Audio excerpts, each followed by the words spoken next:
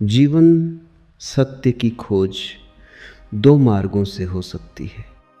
एक पुरुष का मार्ग है आक्रमण का, हिंसा का, छीन झपट का। एक स्त्री का मार्ग है समर्पण का, प्रतिक्रमण का। विज्ञान पुरुष का मार्ग है, विज्ञान आक्रमण है। धर्म स्त्री का मार्ग है, धर्म नमन है।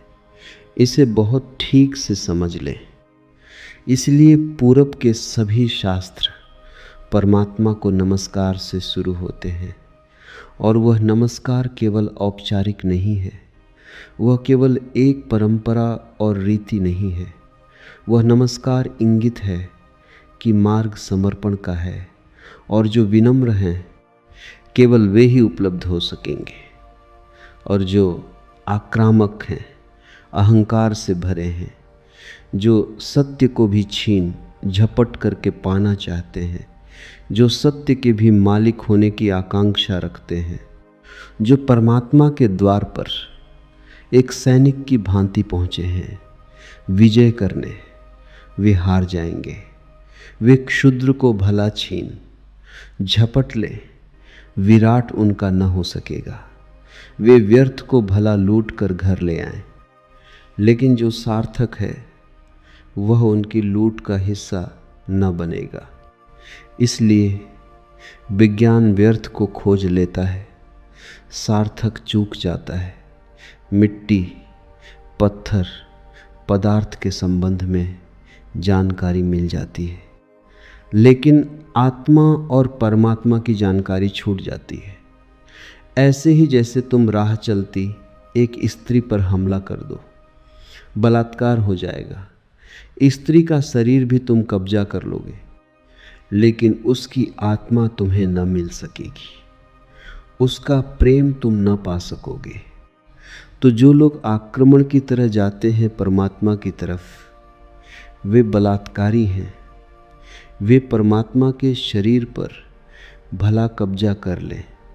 इस प्रकृति पर जो दिखाई पड़ती है, जो दृश्य है, उसकी चीर फाड़ कर ले, विश्लेषण कर ले, उसके कुछ राज खोज ले, लेकिन उनकी खोज वैसी ही क्षुद्र होगी जैसे किसी पुरुष ने किसी स्त्री पर हमला किया हो और बलात्कार किया हो। स्त्री का शरीर तो उपलब्ध हो जाएगा, लेकिन उपलब्धि दो कौड़ी की है, क्योंकि उसकी आत्मा को तुम छू भी न पाओगे। और अगर उसकी आत्मा को न छुआ तो उसके भीतर जो प्रेम की संभावना थी, वह जो छिपा था बीज प्रेम का, वह कभी अंकुरित न होगा। उसकी प्रेम की वर्षा तुम्हें न मिल सकेगी। विज्ञान बलात्कार है, वह प्रकृति पर हमला है। जैसे कि प्रकृति कोई शत्रु हो, जैसे कि उसे जीतना है, पराजित करना है। इसलिए विज्ञान तोड़ फोड़ में भरोसा करता है। विश्लेषण तोड़ फोड़ है, काट पीट में भरोसा करता है। अगर वैज्ञानिक से पूछो कि फूल सुंदर है, तो तोड़ेगा फूल को, काटेगा, जांच पड़ताल करेगा, लेकिन उसे पता नहीं तोड़ने में ही सौंदर्य खो जाता है। सौंदर्य तो पूरे में था, खंड खंड में सौंदर्य न मिलेगा। हाँ, रासायनिक तत्व मिल जाएंगे। किन चीज़ों से फूल बना है, किन पदार्थों से बना है, किन खनिज और द्रव्यों से बना है, वह सब मिल जाएगा। तुम बोतलों में अलग अलग फूल के खंडों को इकट्ठा करके लेबल लगा दोगे। तुम कहोगे ये केमिकल्स हैं, ये पदार्थ हैं, इनसे मिलकर फूल बना था। लेकिन तुम एक भी ऐसी बोतल न भर पाओगे जिसमें तुम कह सको यह सौंदर्य है जो फूल में भरा था। सौंदर्य तिरोहित हो जाएगा। अगर तुमने फूल पर आक्रमण किया तो फूल की आत्मा तुम्हें न मिलेगी, शरीर ही मिलेगा। विज्ञान इसीलिए आत्मा में भरोसा नहीं करता। भरोसा करे भी कैसे? इतनी चेष्टा के बाद भी आत्मा की कोई झलक नहीं मिलती। झलक मिलेगी ही नहीं, इसलिए नहीं कि आत्मा नहीं है, बल्कि तुमने जो ढंग चुना है वह आत्मा को पाने का ढंग नहीं।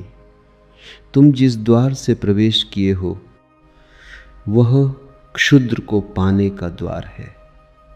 आक्रमण से जो बहुमूल्य है वह नहीं मिल सकता। जीवन का रहस्य तुम्हें मिल सकेगा अगर नमन के द्वार से तुम गए, अगर तुम झुके, तुमने प्रार्थना की, तो तुम प्रेम के केंद्र तक पहुंच पाओगे। परमात्मा को रिझाना करीब करीब एक स्त्री को रिझाने जैसा है। उसके पास अति प्रेमपूर्ण, अति विनम्र, प्रार्थना से भरा हृदय चाहिए। और जो लद्दी वहाँ नहीं है, तुमने जल्दी की कि तुम चूके, वहाँ बड़ा धैर्य चाहिए। तुम्हारी जल्दी और उसका हृदय बंद हो जाएगा, क्योंकि जल्दी भी आक्रमण की खबर है। इसलिए जो परमात्मा को खोजने चलते हैं उनके जीवन का ढंग 2 शब्दों में समाया हुआ है, प्रार्थना और प्रतीक्षा। प्रार्थना से शास्त्र शुरू होते हैं और प्रतीक्षा पर पूरे होते हैं। प्रार्थना से खोज इसलिए शुरू होती है, इस शास्त्र का पहला चरण है स्वप्रकाश आनंद, स्वरूप भगवान शिव को नमन। और अब शिव सूत्र प्रारंभ। इस नमन को बहुत गहरे उतर जाने दें, क्योंकि अगर द्वार ही चूक गया तो पीछे महल की जो मैं चर्चा करूँगा वह समझ में ना आएगी। पुरुष को थोड़ा हटाएं, आक्रामक वृत्ति को थोड़ा दूर करें। यह समझ कुछ बुद्धि से आने वाली नहीं है, हृदय से आने वाली है। यह समझ कुछ तुम्हारे तर्क पर निर्भर न करेगी, यह तुम्हारे प्रेम पर निर्भर करेगी। इस शास्त्र को तुम समझ पाओगे, लेकिन वह समझ ऐसी न होगी जैसे कोई गणित को समझता है। वह समझ ऐसी होगी जैसे कोई काव्य को समझता है। कविता पर तुम झपट नहीं पड़ते, तुम कविता का धीरे धीरे स्वाद लेते हो, चुस्की लेते हो। जैसे कोई चाय को पीता है, तुम उसे गटक नहीं जाते। वह कोई कड़वी दवा नहीं है, तुम उसका स्वाद लेते हो, चुस्की लेते हो, धीरे धीरे उसके स्वाद को लीन होने देते हो। और एक ही कविता को समझना हो तो बहुत बार पढ़ना पड़ता है। एक गणित को तुमने एक बार समझ लिया, फिर दोबारा करने की कोई ज़रूरत नहीं रह जाती। गणित समाप्त हो गया। कविता कभी भी समाप्त नहीं होती, क्योंकि हृदय का कोई और छोर नहीं है। और तुम जितना ही प्रेम करते हो उतना ही उद्घाटित होता है। इसलिए पूरब में हम शास्त्र का अध्ययन नहीं करते, हम शास्त्र का पाठ करते हैं। अध्ययन शास्त्र का हो भी नहीं सकता। अध्ययन का अर्थ है एक बार समझ लिया फिर कचरे में फेंक दिया, जैसे कि बात खत्म हो गई। जब समझ ही लिया तो अब दोबारा क्या करना है। पाठ का अर्थ होता है समझ बुद्धि की होती तो एक बार में पूरी हो जाती। इसकी तो चुस्कियां बार बार लेनी पड़ेंगी। इसे तो जाने अनजाने न मालूम कितनी बार दोहराना पड़ेगा। इसे बहुत से भाव क्षणों में, बहुत सी मनोदशाओं में, कभी सुबह जब सूरज उगता है तब, कभी रात जब सब अंधकार हो जाता है तब, कभी मन जब प्रफुल्लित होता है तब, और कभी मन जब उदासी से भरा होता है तब, विभिन्न चित्त की दशाओं में, विभिन्न मनों क्षणों में इसमें उतरना होगा। तब इसके सभी पहलू धीरे धीरे प्रकट होंगे। फिर भी तुम इसे चूकता न कर पाओगे। कोई शास्त्र कभी चुकता नहीं। जितना ही तुम पाओगे कि खोज लिया, उतना ही तुम पाओगे खोज के लिए और भी ज़्यादा बाकी रह गया। जितने तुम गहरे उतरोगे, पाओगे गहराई बढ़ती चली जाती है। शास्त्र को कभी पाठ ही चुका नहीं पाता। पाठ का मतलब ही यही है कि बार बार, बहुत बार। पश्चिम इस बात को समझ भी नहीं पाता। उनकी पकड़ के बाहर है कि लोग गीता को हजारों साल से क्यों पढ़ रहे हैं और एक ही आदमी रोज़ सुबह उठकर गीता पढ़ लेता है। पागल हो गया है। गीता को उनको ख्याल में नहीं है कि पाठ की प्रक्रिया हृदय में उतारने की प्रक्रिया है। उसका समझ से बहुत वास्ता नहीं है, स्वाद से वास्ता है। तर्क और गणित और हिसाब से उसका कोई भी संबंध नहीं है। उसका संबंध तो अपने हृदय को और उसके बीच की जो दूरी है उसको मिटाने से है। धीरे धीरे हम इतने लीन हो जाएं उसमें कि पाठी और पाठ एक हो जाए। पता ही न चले कि कौन गीता है और कौन गीता का पाठी। ऐसे भाव से जो चले, यह स्त्री का भाव है, यह समर्पण की धारा है। इसे ख्याल में ले लेना। नमन से हम चले तो शिव के सूत्र समझ में आ सकेंगे। उन्हें तुम अपने में उतरने देना और जल्दी निर्णय की मत करना कि वे ठीक हैं कि गलत हैं। क्योंकि सूत्रों के संबंध में एक बात ख्याल रख लेना, तुम्हारे ऊपर निर्भर नहीं है तय करना कि वे ठीक हैं या गलत हैं। तुम निर्णय कर भी कैसे पाओगे? जो अंधेरे में खड़ा है वह प्रकाश के संबंध में क्या निर्णय करेगा? और जिसने कभी स्वास्थ्य नहीं जाना, जो रोग की शैया से ही बंधा रहा है, उसे स्वास्थ्य की परिभाषा कैसे समझ में आएगी?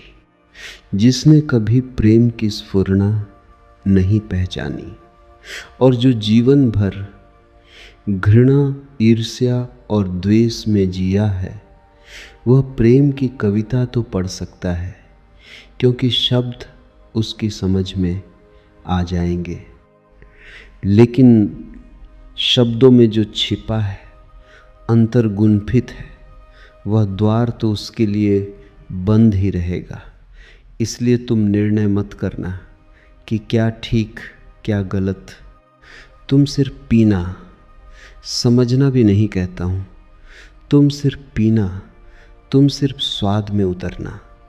और अगर वह स्वाद तुम्हारे भीतर रहस्य के लोग खोलने लगे और वह स्वाद अगर तुम्हारे भीतर नई सुगंध को जन्म दे दे और तुम पाओ कि क्षण भर को भी सही तुम्हारी दुर्गंध का व्यक्तित्व विलीन हो गया है, तुम्हारे भीतर कोई फूल खिला है और तुम सुगंधित हुए हो, क्षण भर को भी तुम पाओ कि तुम अंधकार नहीं हो। कोई दिया जल गया, एक झलक मिली, जैसे अंधेरे में बिजली कौंध गई हो। उसी से समझ आएगी। तुम्हारे समझने से नहीं, तुम्हारे अनुभव की झलक से समझ आएगी। इसलिए तुम विनम्र रहना। दूसरी बात, सूत्र का अर्थ होता है संक्षिप्त से। संक्षिप्त, सारभूत, टेलीग्राफिक।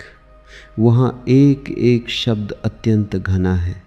विस्तार नहीं होता सूत्र में, घनत्व होता है। लंबा नहीं होता सूत्र, बड़ा छोटा होता है। जैसे छोटा सा बीज होता है, उसमें सारा वृक्ष समाया होता है। जैसे बीज है, ऐसा सूत्र है। बीज में तुम वृक्ष को देख भी नहीं सकते। देखना भी चाहोगे तो बीज में तुम वृक्ष को पाओगे नहीं, क्योंकि उसके लिए बड़ी गहरी आंखें चाहिए। जो बीज में वृक्ष को देख ले, जो वर्तमान में भविष्य को देख ले, जो आजकल को देख ले, जो दृश्य से अदृश्य को खोज ले, बड़ी पैनी आंखें चाहिए। वैसी पैनी आंखें तुम्हारे पास अभी नहीं हैं। अभी तो तुम्हें बीज बीज ही दिखाई पड़ेगा। वृक्ष को देखना हो तो बीज को तुम्हें बोना पड़ेगा, और कोई रास्ता तुम्हारे पास देखने का नहीं है। और जब बीज टूटेगा जमीन में और वृक्ष अंकुरित होगा, तभी तुम पहचान पाओगे। ये सूत्र बीज हैं, इन्हें तुम्हें अपने हृदय में बोना होगा। तुम अभी निर्णय मत करना, क्योंकि अभी तुमने अगर बीज पर निर्णय लिया तो तुम इसे फेंक ही दोगे। कचरा कूड़ा मालूम पड़ेगा। बीज में, कंकड़ पत्थर में कोई ज़्यादा फर्क नहीं है। कभी कभी तो कंकड़ पत्थर ज़्यादा चमकीले, रंगीन, खूबसूरत, कीमती होते हैं। लेकिन बीज और कीमती से, कीमती कोहिनूर में भी एक फ़र्क है कि तुम कोहिनूर को बो दो तो उसमें से कुछ पैदा ना होगा। वह कीमती कितना ही हो, मुर्दा है। उसका मूल्य नासमझ कितना ही समझते हों, लेकिन जीवन उसमें नहीं है। वह लाश है और बीज को रूप भी दिखाई पड़ता हो, कोई उसकी कीमत भी ना हो, लेकिन उसमें जीवन छिपा है। तुम उसे बो दो, उससे विराट वृक्ष पैदा होगा और एक बीज से करोड़ों बीज लग जाएंगे। एक छोटा सा बीज इस सारे विश्व को पैदा कर सकता है, क्योंकि एक बीज से करोड़ों बीज पैदा होते हैं। फिर करोड़ों बीज से, हर बीज से करोड़ बीज पैदा होते हैं। एक छोटे बीज में सारे विश्व का ब्रह्मांड समा सकता है। सूत्र बीज है, उसके साथ जल्दी नहीं की जा सकती। उसको बोओगे हृदय में और अंकुरित होगा।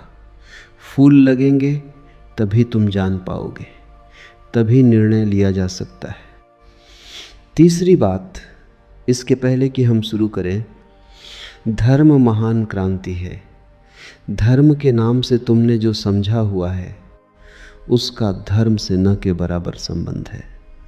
इसलिए शिव के सूत्र तुम्हें चौंकाएंगे भी, तुम भयभीत भी होगे, डरोगे भी, क्योंकि तुम्हारा धर्म डगमगाएगा। तुम्हारा मंदिर, तुम्हारी मस्जिद, तुम्हारे गिरजे, अगर ये सूत्र तुमने समझे तो गिर जाएंगे। तुम उन्हें बचाने की कोशिश में मत लगना, क्योंकि वे बचे भी रहें तो भी उनसे तुम्हें कुछ भी मिला नहीं है।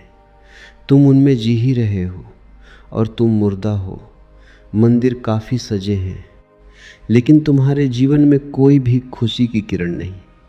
मंदिर में काफ़ी रोशनी है, उससे तुम्हारे जीवन का अंधकार नहीं मिटता। तो उससे भयभीत मत होना, क्योंकि सूत्र तुम्हें कठिनाई में तो डालेंगे ही। क्योंकि शिव कोई पुरोहित नहीं है। पुरोहित की भाषा तुम्हें हमेशा संतोषदायी मालूम पड़ती है, क्योंकि पुरोहित को तुम्हारा शोषण करना है। पुरोहित तुम्हें बदलने को उत्सुक नहीं है। तुम जैसे हो ऐसे ही रहो, इसी में उसका लाभ है। तुम जैसे हो रुग्ण बीमार ऐसे ही रहो, इसी में उसका व्यवसाय है। मैंने सुना है एक डॉक्टर ने अपने लड़के को पढ़ाया, पढ़ लिख कर घर आया। पिता ने कभी छुट्टी भी न ली थी, तो उसने कहा कि अब तू मेरे कारोबार को संभाल और मैं 1-3 महीने विश्राम कर लूँ। जीवन भर सिर्फ मैंने कमाया है और कभी विश्राम नहीं लिया। वह विश्व की यात्रा पर निकल गया। 3 महीने बाद लौटा तो उसने अपने लड़के से पूछा कि सब ठीक चल रहा है। उसके लड़के ने कहा कि बिल्कुल ठीक चल रहा है। आप हैरान होंगे कि जिन मरीजों को आप जीवन भर में ठीक न कर पाए, उनको मैंने 3 महीने में ठीक कर दिया। पिता ने सिर ठोंक लिया। उसने कहा, मूढ़, वही हमारा व्यवसाय थे। क्या मैं उनको ठीक नहीं कर सकता था? तेरी पढ़ाई कहाँ से आती थी? उन्हीं पर आधार था। और भी बच्चे पढ़ लिख लेते, तूने सब खराब कर दिया। पुरोहित, तुम जैसे हो, रुग्ण, बीमार, तुम्हें वैसा ही चाहता है, उस पर ही उसका व्यवसाय है। शिव कोई पुरोहित नहीं है, शिव तीर्थंकर हैं, शिव अवतार हैं, शिव क्रांति दृष्टा हैं, पैगंबर हैं। वे जो भी कहेंगे वह आग है। अगर तुम जलने को तैयार हो तो ही उनके पास आना। अगर तुम मिटने को तैयार हो तो ही उनके निमंत्रण को स्वीकार करना, क्योंकि तुम मिटोगे तो ही नए का जन्म होगा। तुम्हारी राख पर ही नए जीवन की शुरुआत है। इन बातों को ख्याल में रखकर एक एक सूत्र को समझने की कोशिश करें। पहला सूत्र है चैतन्यमात्मा। चैतन्य आत्मा है। चैतन्य हम सभी हैं, लेकिन आत्मा का हमें कोई पता नहीं चलता। अगर चैतन्य ही आत्मा है तो हम सभी को पता चल जाना चाहिए। हम सब चैतन्य हैं, लेकिन चैतन्य आत्मा है, इसका क्या अर्थ होगा? पहला अर्थ, इस जगत में सिर्फ चैतन्य ही तुम्हारा अपना है। आत्मा का अर्थ होता है अपना, शेष सब पराया है। शेष कितना ही अपना लगे, पराया है। मित्र हो, प्रियजन हो, परिवार के लोग हों, धन हो, यश, पद, प्रतिष्ठा हो, बड़ा साम्राज्य हो, वह सब जिसे तुम कहते हो मेरा, वहाँ धोखा है, क्योंकि वह सभी मृत्यु तुमसे छीन लेगी। मृत्यु कसौटी है। कौन अपना है, कौन पराया है? मृत्यु जिससे तुम्हें अलग कर दे वह पराया था, और मृत्यु तुम्हें जिससे अलग न कर पाए वह अपना था। आत्मा का अर्थ है जो अपना है, लेकिन जैसे ही हम सोचते हैं अपना, वैसे ही दूसरा प्रवेश कर जाता है। अपने का मतलब ही होता है कोई दूसरा जो अपना है। तुम्हें ये ख्याल ही नहीं आता कि तुम्हारे अतिरिक्त तुम्हारा अपना कोई भी नहीं है, हो भी नहीं सकता। और जितनी देर तुम भटके रहोगे इस धारा में कि कोई दूसरा अपना है, उतने दिन व्यर्थ गए, उतना जीवन अकारण बीता, उतना समय तुमने सपने देखे, उतने समय में तुम जाग सकते थे। मोक्ष तुम्हारा होता, तुमने कचरा इकट्ठा किया, सिर्फ तुम ही तुम्हारे हो। यह पहला सूत्र, मेरे अतिरिक्त मेरा कोई भी नहीं है। यह बड़ा क्रांतिकारी सूत्र है, बड़ा समाज विरोधी, क्योंकि समाज जीता इसी आधार पर है कि दूसरे अपने हैं, जाति के लोग अपने हैं, देश के लोग अपने हैं। मेरा देश, मेरी जाति, मेरा धर्म, मेरा परिवार, मेरे का सारा ख येल है। समाज जीता है मेरे की धारणा पर। इसलिए धर्म समाज विरोधी तत्व है। धर्म समाज से छुटकारा है, दूसरे से छुटकारा है। और धर्म कहता है कि तुम्हारे अतिरिक्त तुम्हारा और कोई भी नहीं। ऊपर से देखने पर बड़ा स्वार्थी वचन मालूम पड़ेगा, क्योंकि ये बात हुई कि बस हम ही अपने हैं, तो तत्क्षण हमें लगता है ये तो स्वार्थ की बात है। यह स्वार्थ की बात नहीं है। अगर यह तुम्हें ख्याल में आ जाए तो ही तुम्हारे जीवन में परार्थ और परमार्थ पैदा होगा, क्योंकि जो अभी आत्मा के भाव से ही नहीं भरा है, उसके जीवन में कोई परार्थ और कोई परमार्थ नहीं हो सकता। तुम कहते हो दूसरों को मेरा, लेकिन मेरा कहकर तुम करते क्या हो? मेरा कहकर तुम उन्हें चूसते हो। मेरा तुम्हारा शोषण का हिस्सा है, फैलाव है। जिसको भी तुम मेरा कहते हो, तुम उसे गुलाम बनाते हो, तुम उसे अपने परिग्रह में परिवर्तित कर देते हो। मेरी पत्नी, मेरा पति, मेरा बेटा, मेरा पिता, तुम करते क्या हो? इस मेरे के पीछे, इस मेरे के पर्दे के पीछे तुम्हारे संबंध का मूल आधार क्या है? तुम चूसते हो, तुम शोषण करते हो, तुम दूसरे का उपयोग करते हो। इस दूसरे के उपयोग को तुम सोचते हो परार्थ, तो तुम भ्रांति में हो। एक सम्राट बूढ़ा हुआ, उसके 3 बेटे थे और वह बड़ी चिंता में था किसको राज्य दे। तीनों ही योग्य और कुशल थे, तीनों ही समान गुणधर्मा थे, इसलिए बड़ी कठिनाई हुई। उसने एक दिन तीनों बेटों को बुलाया और कहा कि पिछले पूरे वर्ष में तुमने जो भी कृत्य महानतम किया हो, एक कृत्य जो पूरे वर्ष में महानतम हो, वह तुम मुझे कहो। बड़े बेटे ने कहा कि गांव का जो सबसे बड़ा धनपति है वह तीर्थ यात्रा पर जा रहा था। उसने करोड़ों रुपए के हीरे जवाहरात बिना गिने, बिना किसी हिसाब किताब के, बिना किसी दस्तखत लिए मेरे पास रख दिए और कहा कि जब मैं लौट आऊँगा तीर्थ यात्रा से मुझे वापस लौटा देना। चाहता मैं तो पूरे भी पा जा सकता था, क्योंकि न कोई लिखा पढ़ी थी, न कोई गवाह था। इतना भी मैं करता तो थोड़े, बहुत बहुमूल्य हीरे में बचा लेता तो कोई कठिनाई न थी, क्योंकि उस आदमी ने न तो गिने थे और न कोई संख्या रखी थी।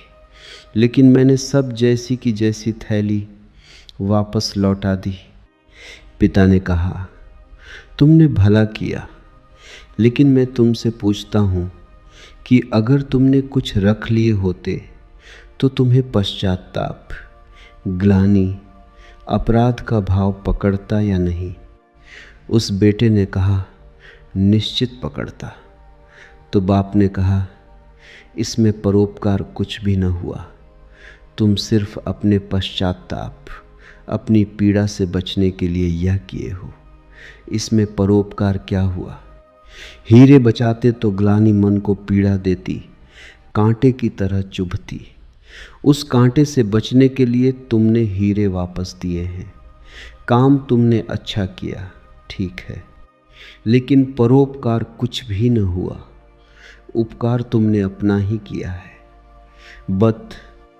दूसरा बेटा थोड़ी चिंता में पड़ा और उसने कहा कि मैं राह के किनारे से गुजरता था और झील में सांझ के वक्त, जबकि वहाँ कोई भी न था, एक आदमी डूबने लगा। चाहता तो मैं अपने रास्ते चला जाता, सुना अनसुना कर देता, लेकिन मैंने तत्क्षण छलांग मारी, अपने जीवन को खतरे में डाला और उस आदमी को बाहर निकाला। बाप ने कहा, तुमने ठीक किया, लेकिन अगर तुम चले जाते और न निकालते तो क्या उस आदमी की मृत्यु सदा तुम्हारा पीछा न करती? तुम अनसुनी कर देते ऊपर से, लेकिन भीतर तो तुम सुन चुके थे उसकी चीत्कार, आवाज़ की बचाओ। क्या सदा सदा के लिए उसका प्रेत तुम्हारा पीछा न करता? उसी भय से तुमने छलांग लगाई, अपनी जान को खतरे में डाला, लेकिन परोपकार तुमने कुछ किया हो, इस भ्रांति में पड़ने का कोई कारण नहीं है। तीसरे बेटे ने कहा कि मैं गुजरता था जंगल से और एक पहाड़ की कगार पर मैंने एक आदमी को सोया हुआ देखा, जो कि नींद में अगर एक भी करवट ले तो सदा के लिए समाप्त हो जाएगा, क्योंकि दूसरी तरफ महान खड्ड था। मैं उस आदमी के पास पहुंचा और जब मैंने देखा कि वह कौन है तो वह मेरा जानी दुश्मन था। मैं चुपचाप अपने रास्ते पर जा सकता था, या अगर मैं अपने घोड़े पर सवार उसके पास से भी गुजरता तो मेरे बिना कुछ किए, शायद सिर्फ मेरे गुजरने के कारण, वह करवट लेता और खड्ड में गिर जाता। लेकिन मैं आहिस्ते से ज़मीन पर सरकता हुआ उसके पास पहुंचा कि कहीं मेरी आहट में वह गिर न जाए। और यह भी मैं जानता था कि वह आदमी बुरा है, मेरे बचाने पर भी वह मुझे गालियां ही देगा। उसे मैंने हिलाया, आहिस्ते से जगाया, और वह आदमी गांव में मेरे खिलाफ बोलता फिर रहा है, क्योंकि वह आदमी कहता है मैं मरने ही वहाँ गया था।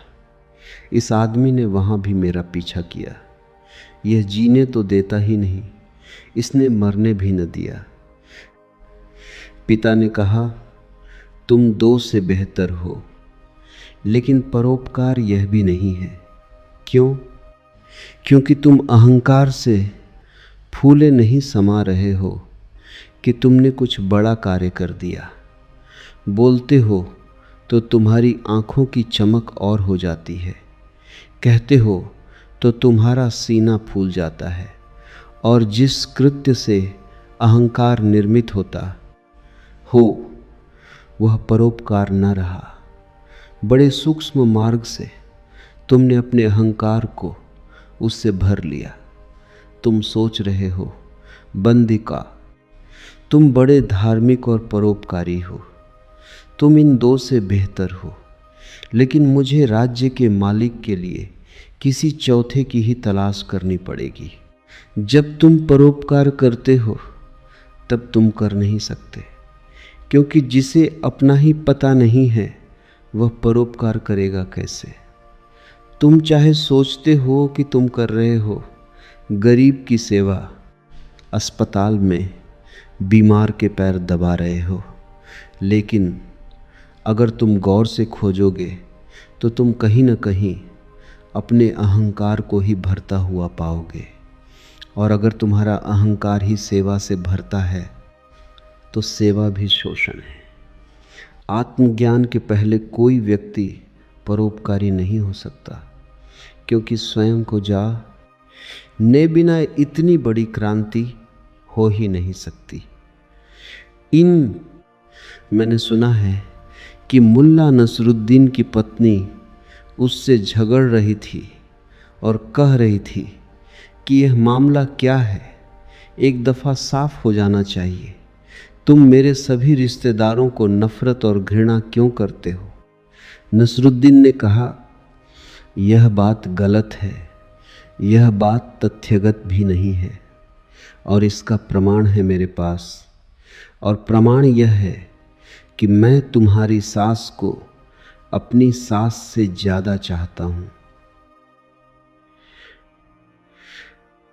वित्तीय गति को अहंकार ऐसे रास्ते खोजता है, ऊपर से दिखता है कि तुम परोपकार कर रहे हो, लेकिन भीतर तुम ही खड़े होते हो। और जितनी सूक्ष्म हो जाती है यात्रा, उतनी ही पकड़ के बाहर हो जाती है। दूसरे तो पकड़ ही नहीं पाते, तुम भी नहीं पकड़ पाते हो। दूसरे तो धोखे में पड़ते ही हैं, तुम भी अपने दिए धोखे में घूम जाते हो, भटक जाते हो। हम सभी ने अपनी अपनी भूल भुलैयाँ बना ली है। उसमें हमने दूसरों को धोखा देने के लिए ही शुरू किया था। सारा उपाय, आयोजन, ये हमने कभी सोचा न था कि अपनी बनाई भूल भुलैया में हम खुद ही खो जाएंगे। लेकिन हम खो गए हैं। पहली बात स्मरण रखो, तुम्हारे अतिरिक्त तुम्हारा कोई भी नहीं है। जैसे ही यह स्मरण सघन होता है कि चैतन्य ही आत्मा है, बस चैतन्य ही मैं हूँ, और सब पर है, पराया है, विजातीय है, वैसे ही तुम्हारे जीवन में क्रांति की पहली किरण प्रविष्ट हो जाती है। वैसे ही तुम्हारे और समाज के बीच एक दरार पड़ जाती है, वैसे ही तुम्हारे और तुम्हारे संबंधों के बीच एक दरार पड़ जाती है। लेकिन आदमी अपनी तरफ देखना नहीं चाहता। देखना कठिन भी है, क्योंकि देखने के पहले जिस प्रक्रिया से गुजरना पड़ता है वह बहुत संघातक है। एक मारवाड़ी व्यापारी एक फिल्म अभिनेत्री के प्रेम में पड़ गया। वैसे बात अनहोनी थी। मारवाड़ी और व्यापारी प्रेम से सदा दूर ही रहता है, लेकिन अनहोनी भी घटती है। प्रेम में तो पड़ गया, लेकिन व्यापारी का संदेह भरा चित्त, तो उसने एक जासूस नियुक्त कर दिया अभिनेत्री के पीछे कि तू पता लगा इसका चरित्र तो ठीक है ना। इसके पहले कि मैं प्रस्ताव करूं विवाह का, सब बात पक्की कागज पर साफ हो जानी चाहिए। जासूस ने बड़ी खोजबीन की। 7 दिन बाद उसने रिपोर्ट भी भेज दी। रिपोर्ट आई कि इस स्त्री का चरित्र एकदम निर्दोष निष्कलुष है। ऐसी कोई बात कभी इसके संबंध में नहीं सुनी गई, नहीं जानी गई जिससे संदेह पैदा हो। सिर्फ एक बात को छोड़कर पिछले कुछ दिनों से एक संदिग्ध मारवाड़ी के साथ यह देखी जाती है। वह संदिग्ध मारवाड़ी वे स्वयं थे। आँख दूसरे को देखती है, हाथ दूसरे को छूते हैं, मन दूसरे की सोचता है, और तुम सदा अंधेरे में खड़े रह जाते हो। तुम्हारी हालत वही है जो दिया तले अंधेरे की होती है। दिए की रोशनी सब पर पड़ती है, सिर्फ तुम्हें छोड़ देती है। इसलिए तुम भटकते हो उस रोशनी में, सब तरफ सब दिशाओं में यात्रा करते हो, और एक अपरिचित रह जाता है, और वही तुम हो। ये पहला सूत्र है। चैतन्य आत्मा है। इस सूत्र को गहरे बीज की तरह अपने हृदय में उतर जाने दो। व्यर्थ है सारे जगत की यात्रा अगर तुम अपने से अपरिचित रह गए, अगर स्वयं को न जान पाए और सब भी जान लिया, तो वह सारा ज्ञान भी इकट्ठे जोड़ में अज्ञान सिद्ध होगा। अगर अपने को न देख पाए और सारा जगत देख डाला, चांद तारे छान डाले, तो भी तुम अंधे ही रहोगे, क्योंकि आँख तो उसी को मिलती है जो स्वयं को देख लेता है। ज्ञान तो उसी को मिलता है जो स्वयं से परिचित हो जाता है। जो चैतन्य के स्वप्रकाश में नहा लेता है वही पवित्र है, और कोई तीर्थ नहीं है। चैतन्य तीर्थ है, और चैतन्य तुम्हारा स्वभाव है। उससे तुम क्षण भर को भी पार नहीं गए हो, लेकिन दिया तले अंधेरा है। तुम उससे दूर जा भी नहीं सकते, चाहो तो भी, लेकिन भ्रम पैदा हो सकता है कि तुम बहुत दूर चले गए हो। तुम सपना देख सकते हो, संसार रमे, लेकिन सपना सत्य नहीं हो सकता। सत्य तो सिर्फ एक बात है, वह है तुम्हारा चैतन्य स्वभाव। चैतन्य आत्मा है। तो पहली तो बात कि मेरा सिवाय चैतन्य के और कोई भी नहीं, यह भाव तुम में सघन हो जाए तो सन्यास का जन्म हुआ, क्योंकि मेरे अतिरिक्त भी मेरा कोई हो सकता है। यही भाव संसार है। इसलिए पहले सूत्र में बड़ी क्रांति है।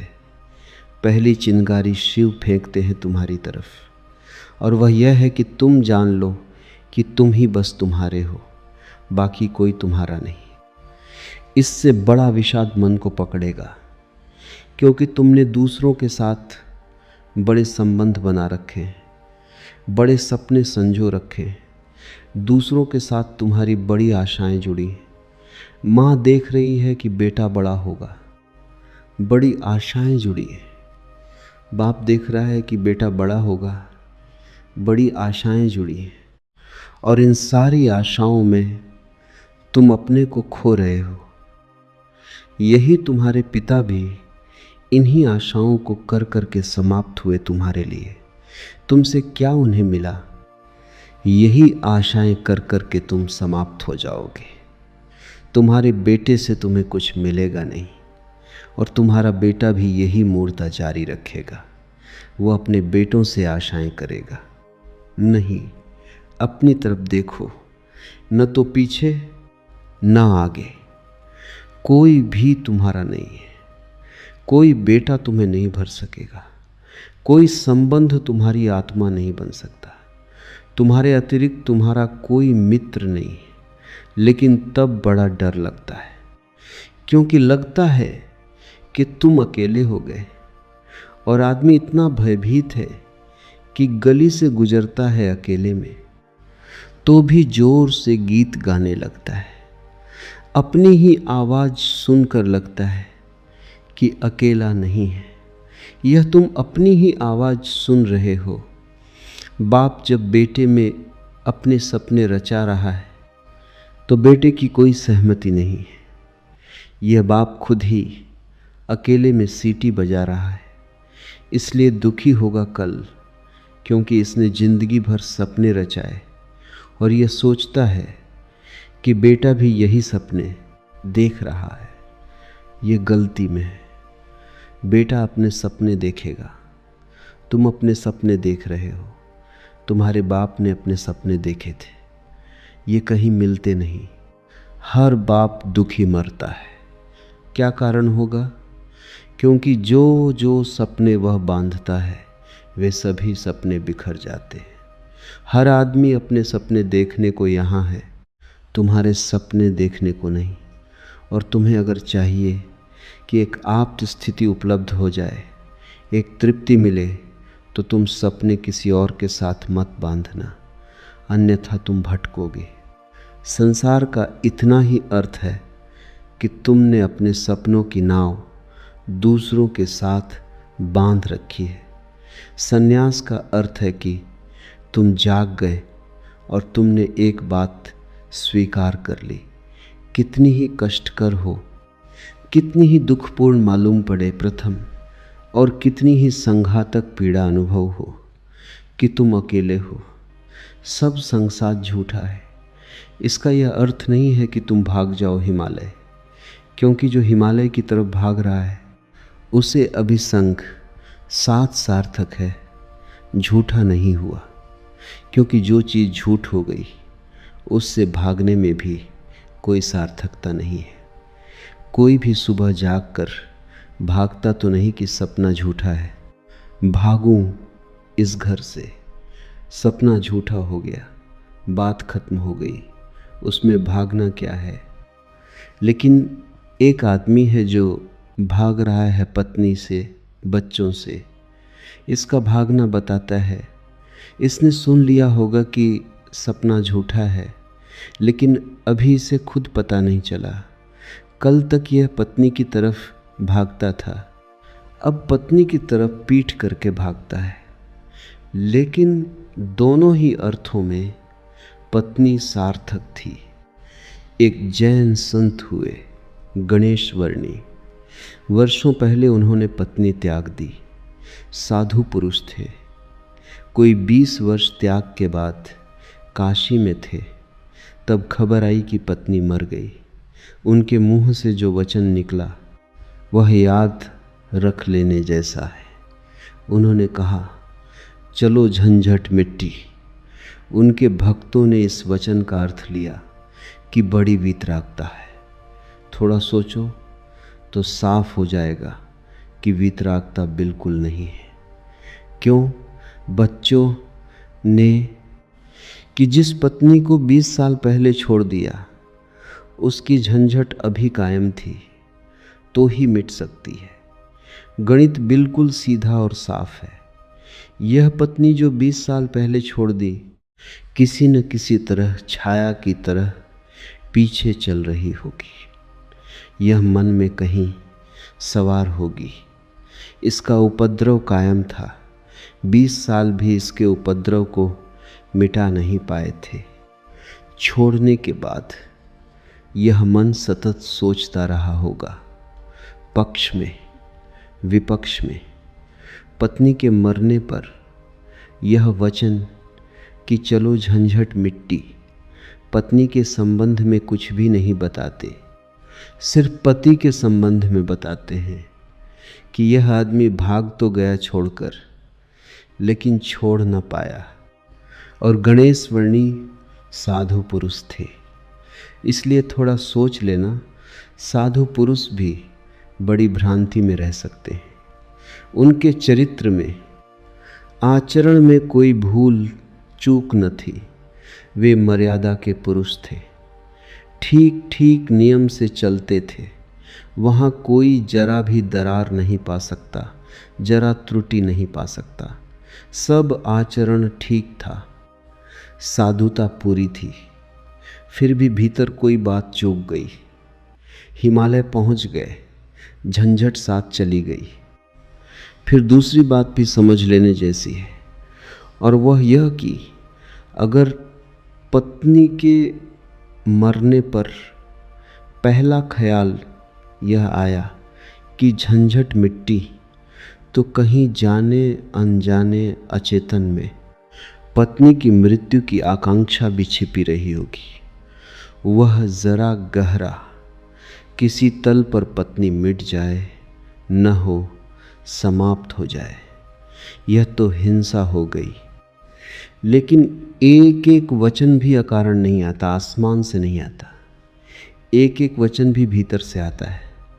और ऐसे क्षणों में जबकि पत्नी मर गई, इसकी खबर आई हो, तुम ठीक ठीक अपने रोज़मर्रा के व्यवसायी होश में नहीं होते हो, तब तुमसे जो बात निकलती है वह ज़्यादा सही होती है। घंटे भर बाद तुम्हें मौका मिल जाएगा, तुम खुद ही सोच समझ कर लीप पोत कर लोगे।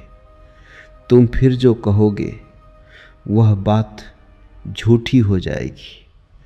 लेकिन तत्क्षण उस क्षण में वर्णी चूक गए। वह जो 20 साल से उन्होंने चारों तरफ साधुता की व्यवस्था कर रखी थी, उस क्षण में भूल गए। जब वो ऋणी को ऐसा घट सकता है, तो तुम्हें तो सहज ही घट सकता है। भागने से कुछ भी न होगा, भाग कर कोई भी कभी भाग नहीं पाया। लेकिन भक्त इसको न देख पाएंगे। उन्होंने तो वर्णी की कथा में इसको बड़े बहुमूल्य वचन की तरह संग्रहित किया है, यह सोचकर कि देखो आदमी कैसा वीतराग है। तुम्हें पता भी नहीं हो सकता कि वीतरागता क्या है। तुम राग में जीते हो, तुम्हें विराग समझ में आता है। तुमसे जो विपरीत है वह समझ में आता है। तुम जानते हो कि तुम पत्नी को छोड़कर नहीं जा सकते, और ये आदमी छोड़कर चला गया। ये आदमी तुमसे बड़ा है, ये आदमी यह तुमसे विपरीत है, लेकिन तुमसे भिन्न नहीं। तुम पैर के बल खड़े हो, यह आदमी सिर के बल खड़ा है। लेकिन तुम्हारे मन में और इसके मन में रत्ती भर भी फर्क नहीं है। खोज कर देखो। तुम सभी सोचते हो कि पत्नी झंझट है। तुम एकाध ऐसा पति पा सकते हो जो कहे पत्नी झंझट नहीं। पत्नी के सामने मत पूछना, एकांत में, अकेले में। मुल्ला नसरुद्दीन ने मुझे कहा है कि मैं भी कभी सुखी था, लेकिन यह मुझे पता ही तब चला जब मैंने विवाह कर लिया, और तब फिर बहुत देर हो चुकी थी। मैं भी कभी सुखी था, यह पता मुझे तब चला जब मैंने विवाह कर लिया, लेकिन तब तक तो बहुत देर हो चुकी थी। सुख हाथ से जा चुका था। पति को गहराई में पूछो तो ऐसा पति खोजना कठिन है जिसने कई बार पत्नी की हत्या करने का विचार न किया हो, सपने न देखे हों कि मार डाला पत्नी को। सुबह उठकर वह भी कहेगा कैसा बेहुदा सपना, लेकिन अचेतन आकांक्षा है जिससे झंझट पैदा होती है। उसे मिटा देने का मन सीधा तर्क है, लेकिन झंझट दूसरे से कभी पैदा होती ही नहीं। पत्नी में अगर कोई उपद्रव होता तो कौन तुम्हें रोकता था? तुम सब भाग गए होते हिमालय। उपद्रव पत्नी में नहीं है, क्योंकि तुम हिमालय जाकर फिर पत्नी खोज लोगे। उपद्रव तुम्हारे भीतर है। तुम अकेले नहीं रह सकते, तुम्हें कोई दूसरा चाहिए। अकेले में तुम डरते हो, कोई दूसरा, तब तुम निश्चिंत मालूम पड़ते हो। क्यों?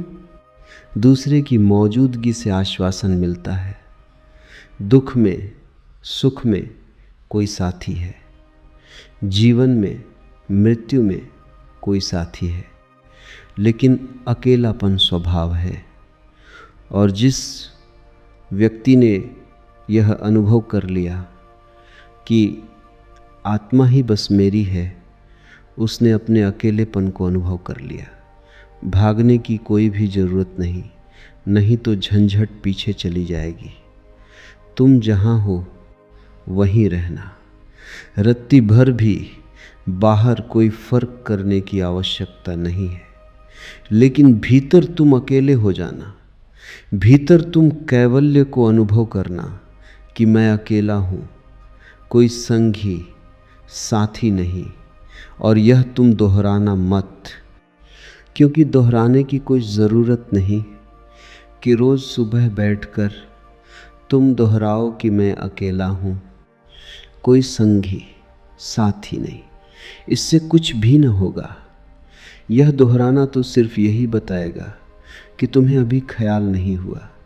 इसे समझना, यह तथ्य है कि तुम अकेले हो, समझने में अड़चन है, वही तपश्चर्या है। तप का अर्थ नहीं है कि तुम धूप में खड़े हो जाओ। आदमी को छोड़कर सभी पशु पक्षी धूप में खड़े हैं, उनमें से कोई भी मोक्ष नहीं चला जा रहा है। और तप का अर्थ यह नहीं है कि तुम भूखे खड़े हो जाओ, अनशन कर लो, उपवास कर दो, क्योंकि आधी दुनिया वैसे ही भूखी मर रही है। कोई उपवास करके मोक्ष नहीं पहुंच जाता है। शरीर को गला दो, जला दो, उससे कुछ हल नहीं है। वह सिर्फ आत्म हिंसा है और महानतम पाप है, और सिर्फ मूढ़ उस पाप में उतरते हैं। जिन्हें थोड़ा भी बोध है वे ऐसी नासमझियाँ न करेंगे। दूसरे को भूखा मारना अगर गलत है तो खुद को भूखा मारना सही कैसे हो सकता है? दूसरे को सताना अगर हिंसा है तो खुद को सताना अहिंसा कैसे हो सकती है? सताने में हिंसा है। किसको तुम सताते हो, इससे क्या फर्क पड़ता है? जो हिम्मतवर हैं वे दूसरे को सताते हैं, जो कमज़ोर हैं वे खुद को सताते हैं, क्योंकि दूसरे को सताने में एक खतरा है, दूसरा बदला लेगा। खुद को सताने में वह खतरा भी नहीं है। कौन बदला लेगा? कमज़ोर अपने को सताते हैं। तुमने कभी ख्याल किया, अगर पुरुष नाराज हो जाए तो वह पत्नी को पीटता है, अगर पत्नी नाराज हो वह खुद को पीटती है। ये जो पत्नी है यह साधुओं का प्रतीक है।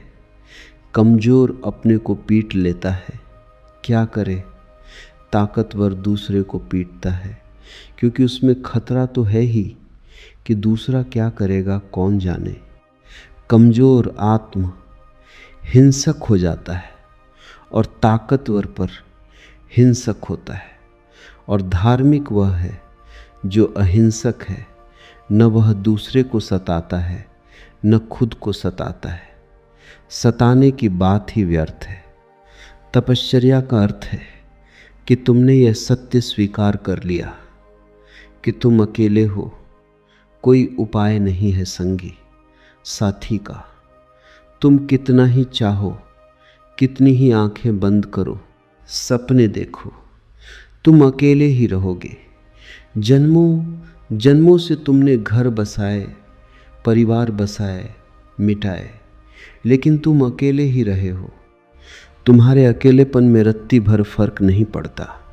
जिसने यह जान लिया, स्वीकार कर लिया कि मैं अकेला हूँ, उसके लिए इंगित है इस सूत्र में चैतन्य आत्मा है, वही तुम्हारा और कोई तुम्हारा नहीं।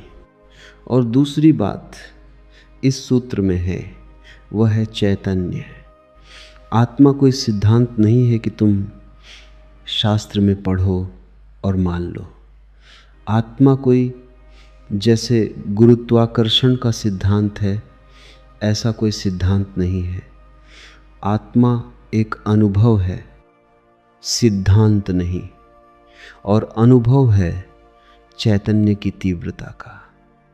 इसलिए तुम जितने चैतन्य होते जाओगे, उतना ही तुम्हें आत्मा का पता चलेगा। तुम जितने बेहोश होते चले जाओगे, उतना ही तुम्हें अपना पता नहीं चलेगा और तुम करीब करीब बेहोश हो। जो आत्मा को जानना चाहता है, उसे किसी दर्शन शास्त्र की ज़रूरत नहीं है। उसे चैतन्य को जगाने की प्रक्रिया चाहिए, उसे विधि चाहिए जिससे वह ज़्यादा चेतन हो जाए। जैसे कि आग को तुम उकसाते हो, राख जम जाती है, तुम उकसाद एते हो, राख झड़ जाती है, अंगारे झलकने लगते हैं। ऐसी तुम्हें कोई प्रक्रिया चाहिए जिससे तुम्हारी राख झड़े और अंगारा चमके, क्योंकि उसी चमक में तुम पहचानोगे कि तुम चैतन्य हो। और जितने तुम चैतन्य हो, उतने ही तुम आत्मवान हो। जिस दिन तुम पाओगे कि मैं परम चैतन्य हूँ, उस दिन तुम परमात्मा हो। तुम्हारी चेतना की मात्रा ही तुम्हारी आत्मा की मात्रा होगी। लेकिन अभी तुम करीब करीब बेहोश हो। अभी करीब करीब तुम जैसे शराब पिए हो। अभी तुम चल रहे हो, उठ रहे हो, काम कर रहे हो, लेकिन जैसे नींद में। होश तुम्हें नहीं है। कभी तुमने ख्याल किया, किताब पढ़ते वक्त तुम पूरा पेज पढ़ जाते हो, तब तुम्हें ख्याल आता है, अरे मैं पूरा पेज पढ़ भी गया और एक शब्द याद नहीं। तुमने कैसे पढ़ा होगा पूरा पेज? तुम पढ़ सकते हो सोए सोए, मन कहीं और रहा होगा। तुम पढ़ गए, तब तुम्हें होश पता चला कि यह तो पूरा पेज व्यर्थ गया। तुम कई बार रास्ते से चलते हो, तुम पूरा रास्ता चल जाते हो, तब तुम्हें ख्याल आता है कि तुम चल रहे हो, तुम काम करते हो और तुम्हें पता नहीं चलता कि तुम कर रहे हो। तुम बेहोशी में जी रहे हो और चैतन्य आत्मा है। और तुम पूछते हो क्या आत्मा है? तुम चाहते हो कोई प्रमाण दे, तुम चाहते हो कोई सिद्ध करे, कोई तर्क से तुम्हें समझा दे तो तुम भी मान लो, नहीं तो तुम नास्तिक हो जाओगे। नास्तिकता बेहोशी का सहज परिणाम है, आस्तिकता होश का फल है। जितना तुम्हारा होश बढ़ेगा, तो ज़रूरत नहीं है कि तुम मानो कि आत्मा है, क्योंकि कई नासमझ मान रहे हैं। उससे कुछ हल नहीं होता। इस मुल्क में तो सभी मानते हैं कि आत्मा है, लेकिन इससे क्या फर्क पड़ता है? तुम्हारे जीवन में कोई क्रांति इससे आती नहीं। शायद तुम इसीलिए मान लेते हो कि हजारों साल से दोहराया जा रहा है।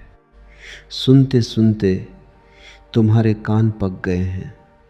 सुनते सुनते तुम भूल ही गए हो कि इस संबंध में सोच ना भी है। सुनते सुनते पुनरुक्ति से आदमी सम्मोहित हो जाता है। एक ही बात बार बार दोहराई चली जाए तो तुम भूल जाते हो कि वह संदिग्ध है, संदेह किया जा सकता है, विचार किया जा सकता है, और फिर आत्मा है। इससे तुम्हें बड़ा संतोष भी मिलता है। शरीर मरेगा, यह तुम्हें पता है, आत्मा नहीं मरेगी, इससे बड़ी हिम्मत बंधती है। और आत्मा कभी नहीं मरेगी।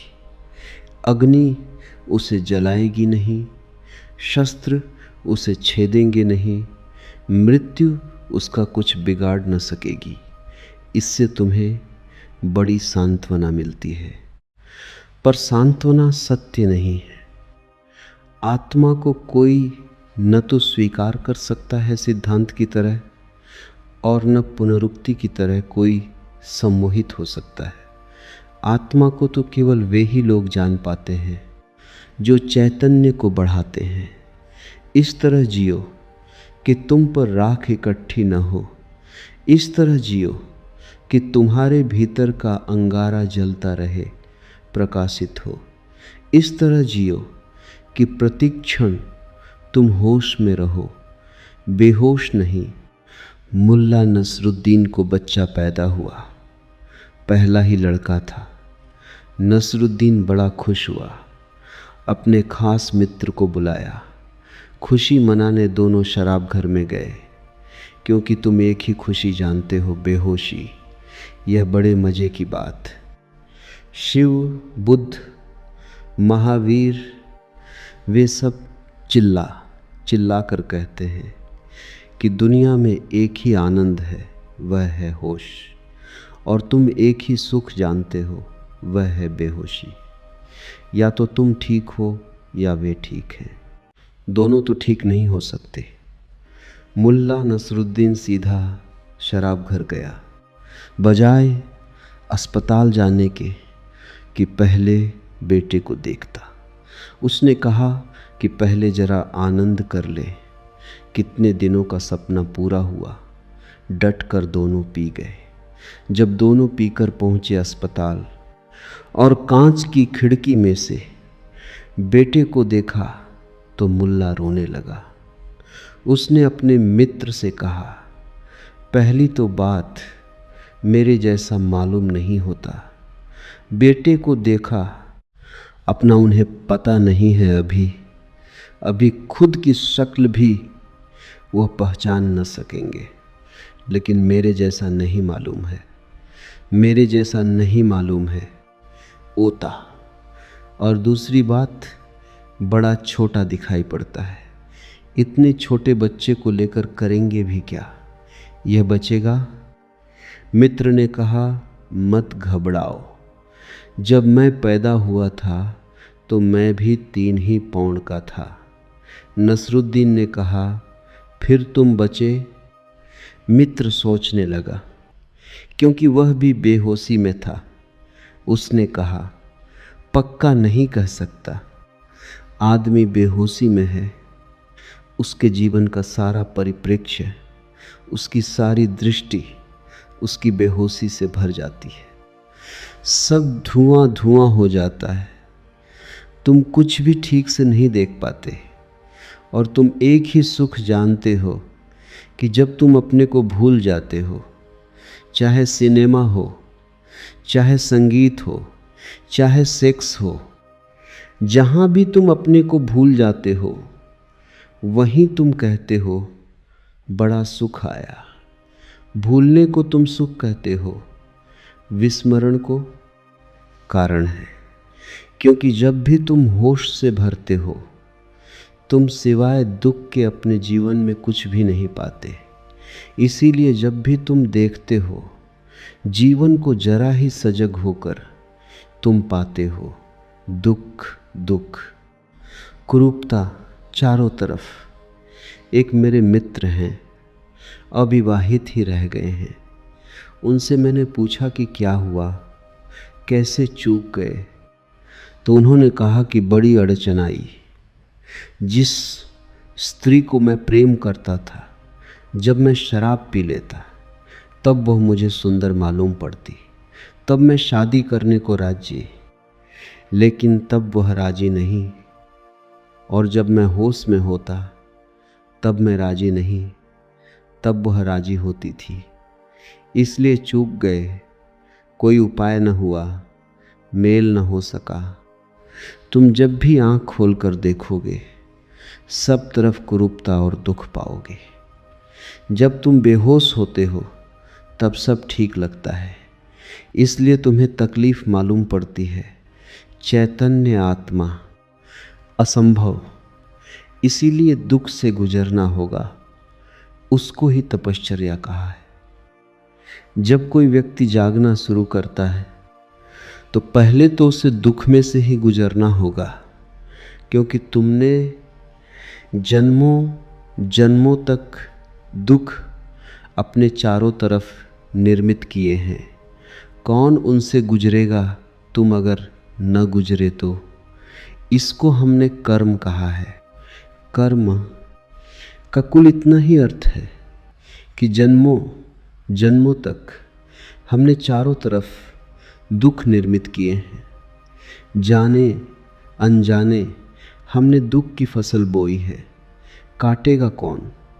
तो जब भी तुम होश में आते हो तुम्हें फसल दिखाई पड़ती है, बड़ी लंबी। इस खेत से तुम्हें गुजरना पड़ेगा। डर के मारे तुम वहीं बैठ जाते हो, फिर आंख बंद करके शराब पी लेते हो कि यह तो बहुत झंझट का काम है। लेकिन जितनी तुम शराब पीते हो उतनी यह फसल बढ़ती जाती है। हर जन्म तुम्हारे कर्म की श्रृंखला में कुछ और जुड़ जाता है, घटाता नहीं।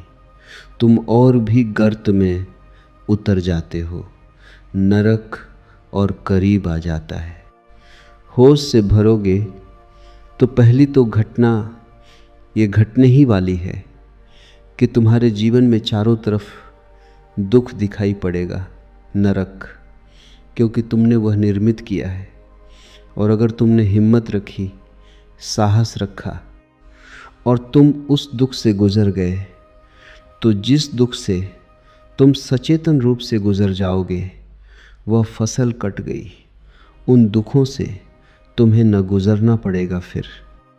और अगर एक बार तुम इस सारी दुख की श्रृंखला से गुजर जाओ, कर्म की श्रृंखला से, क्योंकि वे तुम्हारी आत्मा के चारों तरफ बंधी हुई जंजीरें हैं, अगर तुम उन सब से गुजर जाओ और होश न खो और हिम्मत जारी रखो कि कोई फिक्र नहीं, जितना दुख मैंने पैदा किया है मैं गुजरूंगा, मैं अंत तक जाऊंगा। मैं उस प्रथम घड़ी तक जाना चाहता हूँ जब मैं निर्दोष था और दुख की यात्रा शुरू न हुई थी, जब मेरी आत्मा परम पवित्र थी और मैंने कुछ भी संग्रह न किया था दुख का। मैं उस समय तक प्रवेश करूंगा ही, चाहे कुछ भी परिणाम हो, कितना ही दुख, कितनी ही पीड़ा।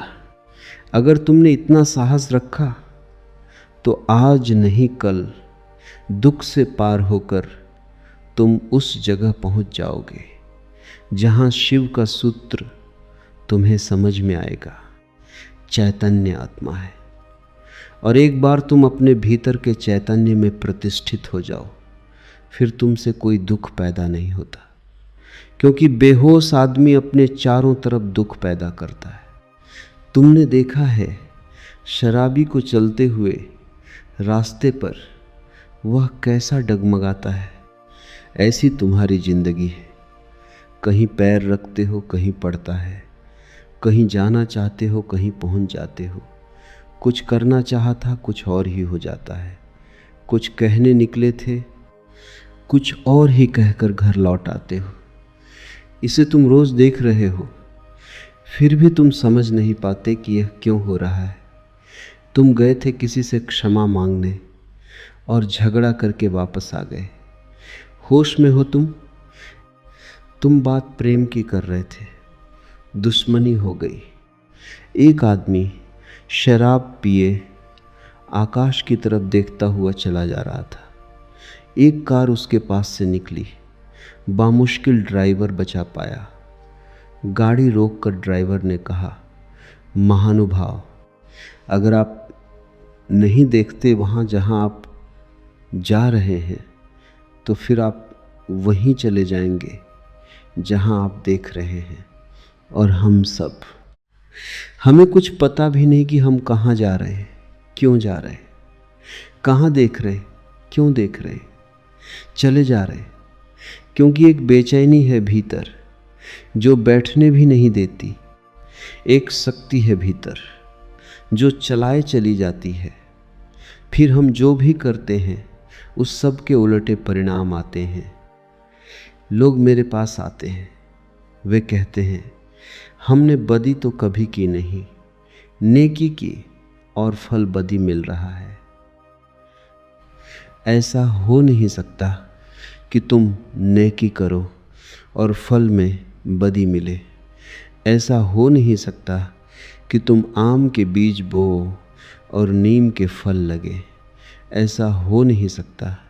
इतना ही हो सकता है कि तुम ऐसे बेहोशी में बोए होगे, बोए तुमने नीम के ही बीज। तुम होश में न थे, क्योंकि वृक्ष थोड़े ही झूठ बोलेगा। तुम ही कहीं बोते वक्त भूल में पड़े होगे। तुम जब नेकी भी करते हो तब भी तुम्हारा नेकी करने का मन नहीं होता। तुम सच भी बोलते हो तो तुम दूसरे को चोट पहुंचाने के लिए सच बोलते हो। तुम सच बोलते हो दूसरे के अपमान के लिए। तुम सच बोलते हो जैसे तुम सच का उपयोग एक घातक हथियार की तरह कर रहे हो। तुम्हारे सत्य कड़वे होते हैं। सत्य के कड़वे होने की कोई भी ज़रूरत नहीं है, लेकिन मज़ा तुम्हें कड़वेपन में है। सत्य में तुम्हें मज़ा भी नहीं है। तुम्हारा झूठ सदा मीठा होता है, तुम्हारा सत्य सदा कड़वा होता है। बात क्या है? क्या कड़वापन सत्य का स्वभाव है? क्या मिठास झूठ का हिस्सा है? नहीं, झूठ को तुम चलाना चाहते हो, तुम उसे मीठा बनाते हो, क्योंकि अगर वह मीठा ना होगा तो चलेगा नहीं। एक तो झूठ चलना मुश्किल, मिठास के सहारे ही चलेगा। जैसे कड़वी दवा की गोली पर हम मीठी परत चढ़ा देते हैं। बच्चा मीठी गोली समझकर खा लेता है, और जब तक कड़वेपन का पता चलता है तब तक गोली भीतर जा चुकी है। तुम झूठ को मीठा बनाते हो क्योंकि तुम झूठ चलाना चाहते हो। तुम सत्य को कड़वा बनाते हो क्योंकि सत्य से तुम केवल चोट करना चाहते हो, ते हो, उसको चलाना नहीं चाहते। तुम सत्य बोलते ही तब हो जब तुम सत्य का इस तरह उपयोग कर सको कि वह झूठ से बदतर साबित हो, तभी तुम बोलते हो। तुम बेहोश हो। तुम्हारे कृत्यों का तुम्हें कुछ पता नहीं है कि तुम क्या कर रहे हो। इसे थोड़ा होशपूर्वक देखना शुरू करो। जो तुम बोलना चाहते हो वही बोले या तुम कुछ और बोल गए? क्या तुमने यही सोचा था बोलने के लिए जो तुम बोले? मार्क ट्वेन लौटता था एक रात। उसकी पत्नी ने पूछा, घर आया तो पत्नी ने पूछा कैसा रहा व्याख्यान? वह व्याख्यान देने गया था। उसने कहा, कौन सा व्याख्यान? जो मैंने तैयार किया था वह, या जो मैंने वहाँ दिया वह, या जो मैं चाहता था कि देता वह? कौन सा व्याख्यान? एक तो आदमी तैयार करता है और एक आदमी फिर जो देता है, उसमें बड़ा फ़र्क है। और फिर एक जो घर लौटते वक्त वो सोचता है दिया होता। वे तीनों अलग अलग हैं। होश में हो। सब निशाने तुम्हारे चूक जाते हैं। तुम्हारी जिंदगी में कभी भी कोई निशाना लगा, आंख बंद करके भी आदमी तीर चलाता रहे तो कभी न कभी निशाना लगेगा। मैंने सुना है कि अगर बंद घड़ी भी दीवार पर टंगी रहे तो 24 घंटे में 2 बार सही समय बताएगी। तुम्हारी ज़िंदगी में ऐसा भी नहीं आया कि 2 बार भी तुमने सही समय बताया होता। तुम बंद घड़ी से गए बीते हो। अंधेरे में भी आदमी तीर चलाता रहे तो कभी न कभी निशाने पर लग जाएगा। तुम खुली आँख से होश में प्रकाश में तीर चलाते हो, कभी निशाने पर नहीं लगता। क्या बात होगी? मुल्ला नसरुद्दीन को बड़ा शौक था हिरण की शिकार करने का। तीसरी बार जब वह शिकार करने जंगल पहुंचा और जंगल के विश्राम गृह में उसने अपना सामान रखा और तैयारी की, और जब सूटकेस खोला तो उसमें एक बड़ी फ़ोटो रखी थी और पत्नी ने उस फोटो के नीचे लिखा था, मुल्ला, हिरण इस तरह का होता है। उन्हें शिकार का शौक था लेकिन हिरण का पता नहीं था। तुम कुछ भी मात्र मूर कर घर आ जाओगे। हिरण, ठीक से फोटो देख लेना। तुम सब जगह चूक गए हो, वही तुम्हारे जीवन का दुख है और चूकने का कुल कारण है कि तुम होश में नहीं हो। इसलिए जो भी करो होश पूर्वक करो। उठो तो भी होश पूर्वक, चलो तो भी होश पूर्वक। महावीर ने कहा है, विवेक से चलो, विवेक से बैठो, विवेक से भोजन करो, विवेक से बोलो, विवेक से सो तक। महावीर से कोई पूछता है कि साधु कौन, तो महावीर ने कहा, जो अमूर्छित है। और असाधु कौन, तो महावीर ने कहा, जो अमूर्छित है, जो सोया सोया जी रहा है वह असाधु, जो जागा जागा जी रहा है वह साधु। यही शिव कह रहे हैं, चैतन्य आत्मा है। चैतन्य को बढ़ाओ, धीरे धीरे आत्मा की झलक तुम्हारे जीवन में आनी निश्चित है। दूसरा सूत्र है ज्ञानम बंध।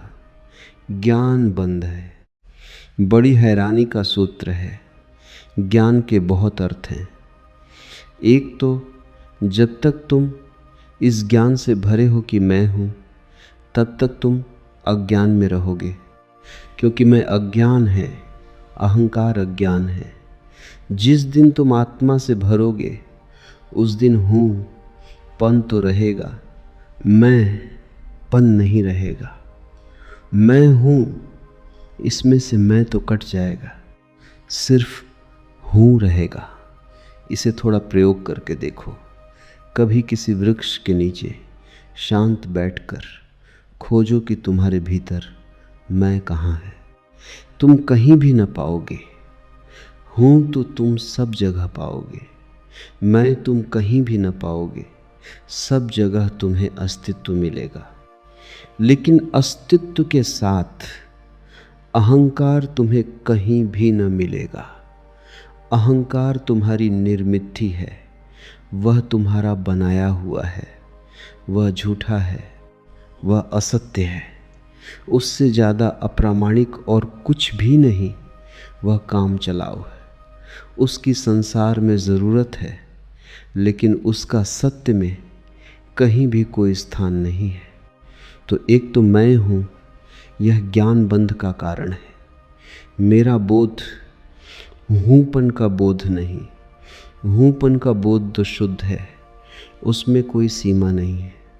जब तुम कहते हो हूँ, तो तुम्हार ये हूँ में और वृक्ष के हूँ में कोई फर्क होगा।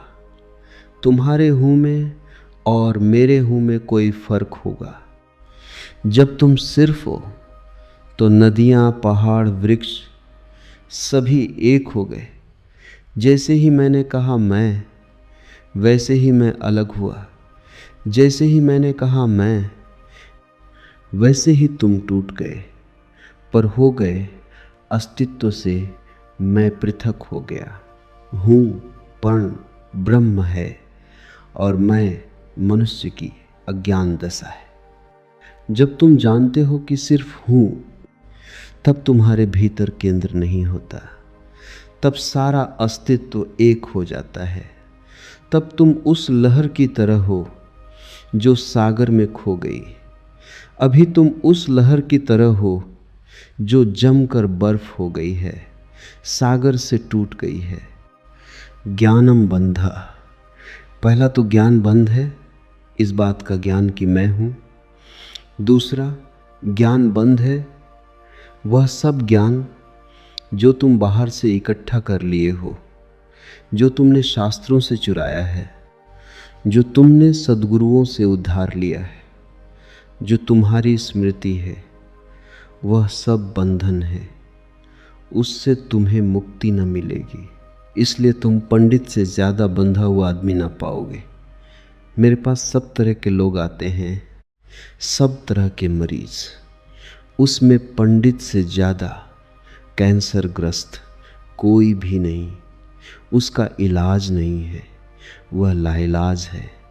उसकी तकलीफ़ ये है कि वह जानता है, इसलिए न वह सुन सकता न वह समझ सकता। तुम उससे कुछ बोलो कि काम करना कुछ, इसके पहले कि तुम बोलो उसने उसका अर्थ कर लिया है। इसके पहले कि वह तुम्हें सुने उसने व्याख्या निकाल ली है। शब्दों से भरा हुआ चित्त जानने में असमर्थ हो जाता है। वह इतना ज़्यादा जानता है बिना कुछ जाने, क्योंकि सब जाना हुआ उद्धार है। शास्त्र से अगर ज्ञान मिलता होता तो सभी के पास शास्त्र हैं, ज्ञान सभी को मिल गया होता। ज्ञान तो तब मिलता है जब कोई निशब्द हो जाता है, जब वह सभी शास्त्रों को विसर्जित कर देता है, जब वह उस सब ज्ञान को जो दूसरों से मिला है वापस लौटा देता है जगत को, जब वह उसे खोजता है जो मेरा मूल अस्तित्व है, जो मुझे दूसरे से नहीं मिला। इसे थोड़ा समझो। तुम्हारा शरीर तुम्हें माँ और पिता से मिला है। तुम्हारे शरीर में तुम्हारा कुछ भी नहीं है। आधा तुम्हारी माँ का दान है, आधा तुम्हारे पिता का दान है। फिर तुम्हारा शरीर तुम्हें भोजन से मिला है। वह जो रोज़ तुम भोजन कर रहे हो 5 तत्वों से मिला है। वायु है, अग्नि है, 5 तत्व हैं, उनसे तुम्हें मिला है। इसमें तुम्हारा कुछ भी नहीं है, लेकिन तुम्हारी चेतना तुम्हें 5 तत्वों में से किसी से भी नहीं मिली। तुम्हारी चेतना तुम्हें माँ और पिता से भी नहीं मिली। तुम जो जो जानते हो वह तुमने स्कूल विश्वविद्यालय से सीखा है, शास्त्रों से सुना है, गुरुओं से पाया है। वह तुम्हारे शरीर का हिस्सा है, तुम्हारी आत्मा का नहीं। तुम्हारी आत्मा तो वही है जो तुम्हें किसी से भी नहीं मिली है। जब तक तुम उस शुद्ध तत्व को न खोज लोगे जो निपट तुम्हारा है, जो तुम्हें किसी से भी नहीं मिला है, न माँ ने दिया, न पिता ने, न समाज ने, न गुरु ने, न शास्त्र ने, वही तुम्हारा स्वभाव है। ज्ञान बंद है क्योंकि वह तुम्हें इस स्वभाव तक न पहुंचने देगा। ज्ञान ने ही तुम्हें बांटा है। तुम कहते हो मैं हिंदू हूँ। तुमने कभी सोचा कि तुम हिंदू क्यों हो? तुम कहते हो मैं मुसलमान हूँ। तुमने कभी विचारा कि तुम मुसलमान क्यों हो? हिंदू और मुसलमान में फ़र्क क्या है? क्या उनका खून निकालकर कोई डॉक्टर परीक्षा करके बता सकता है कि यह हिंदू का खून है, यह मुसलमान का खून है? क्या उनकी हड्डियां काटकर कोई बता सकता है कि यह हड्डी मुसलमान से आती है कि हिंदू से आती है? कोई उपाय नहीं है। शरीर की जांच से कुछ भी पता न चलेगा, क्योंकि दोनों के शरीर 5 तत्वों से बनते हैं। लेकिन अगर उनकी खोपड़ी की जांच करो तो पता चल जाएगा कि कौन हिंदू है कौन मुसलमान है, क्योंकि दोनों के शास्त्र अलग, दोनों के सिद्धांत अलग, दोनों के शब्द अलग। शब्दों का भेद है तुम्हारे बीच। तुम हिंदू हो क्योंकि तुम्हें एक तरह का ज्ञान मिला जिसका नाम हिंदू। दूसरा जैन है क्योंकि उसे दूसरी तरह का ज्ञान मिला जिसका ज्ञान जैन। तुम्हारे बीच जितने फासले हैं, दीवारें हैं, वे ज्ञान की दीवारें हैं और सब ज्ञान उधार है। तुम एक मुसलमान बच्चे को हिंदू के घर में रख दो, वह हिंदू की तरह बड़ा होगा, वह ब्राह्मण की तरह जनेऊ धारण करेगा, वह उपनिषद और वेद के वचन उद्धृत करेगा, और तुम एक हिंदू के बच्चे को मुसलमान के घर रख दो, वह कुरान की आयत दोहराएगा। ज्ञान तुम्हें बांटता है, क्योंकि ज्ञान तुम्हारे चारों तरफ एक दीवार खींच देता है, और ज्ञान तुम्हें लड़ाता है, और ज्ञान तुम्हारे जीवन में वैमनस्य और शत्रुता पैदा करता है। थोड़ी देर को सोचो, अगर तुम्हें कुछ भी न सिखाया जाए कि तुम हिंदू हो या मुसलमान या जैन या पारसी, तो तुम क्या करोगे?